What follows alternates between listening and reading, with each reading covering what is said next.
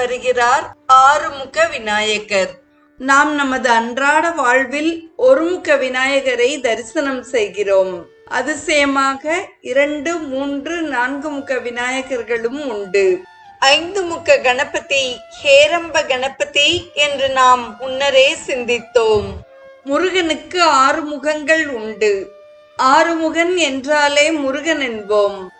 ஆறுமுக விநாயகரை வெகு அதிசயமாக பழனி மலையிலிருந்து 4 கிலோமீட்டர் தொலைவில் சண்முக நதியில் சுந்தர விநாயகர் கோவிலில் காணலாம்.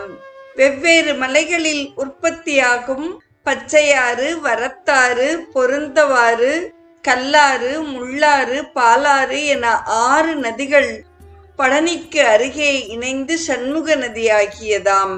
இந்நதி அடிவாரங்களில் ஜெய ஆஞ்சநேயர், தோகையடி விநாயகர், சுந்தர விநாயகர் ஆகிய சிறு கோவில்கள் உள்ளன. சுந்தர விநாயகர் கோவிலில் ஆறுமுக விநாயகர் வந்த காரணத்தை நாம் சிந்திப்போம்.